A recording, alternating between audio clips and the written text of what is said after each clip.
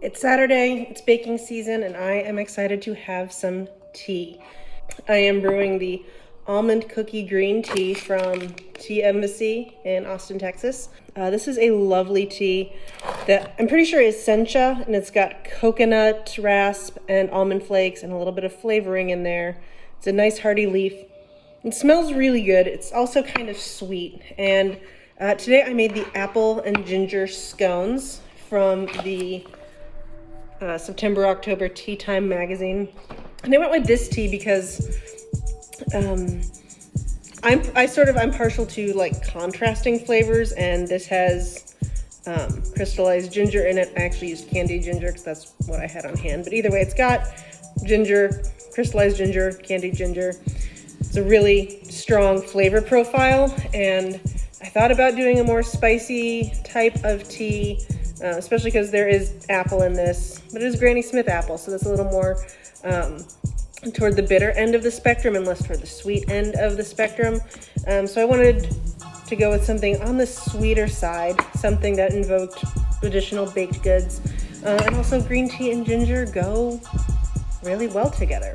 They suggested orange marmalade. My neighborhood grocery didn't have that, but they had the Bon Maman orange fruit spread, which is like incredibly extra and fancy, but it's been like a year since I bought a whole full Bon Maman jar, so you know what?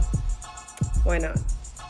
Tea is steeped and poured. You can see it really lives up to the green name. It's not super bright, but that hint of green is there.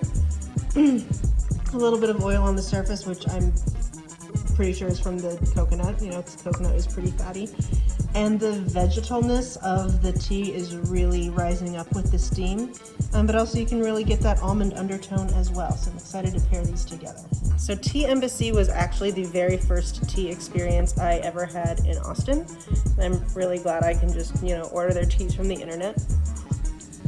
It's so nice. So I went to go, I had a friend from undergrad who had gone to UT for grad school, and I visited her after our respective first semesters. She already knew about Tea Embassy, and I got off the plane, got to her house, freshened up, and then we got on a bus, got some lunch, and then went straight to Tea Embassy. That was the very first real Austin thing I ever did. And this almond cookie tea has been part of my tea life since 2008, so I don't like to think about how many years that is. These scones, these look a lot more like scones than my pumpkin scones. I both used a bigger cutter, and I rolled it out thicker. First tasting without the marmalade, or orange spread. Oh man, those are really nice. I wasn't sure, but they are really, oh man.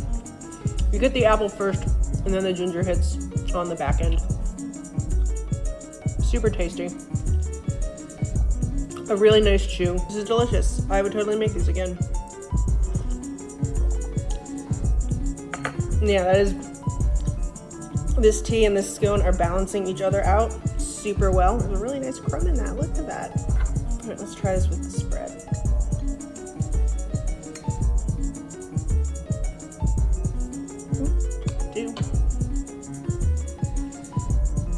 Yeah.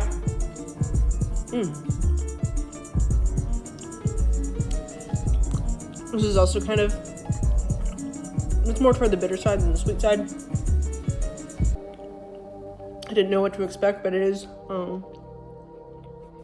it's contrasting really well. This is a big win. So, if you are a Tea Time magazine reader and you haven't tried this recipe yet, you should. Yes, this little tea snack is working really, really well. I'm so excited for fall and baking season and new culinary adventures and tea pairings. And the Midwest Tea Festival is 2 weeks away. I'm so excited, and I can't wait to see what kind of fun tea haul I get there. So have a good weekend. Enjoy autumn.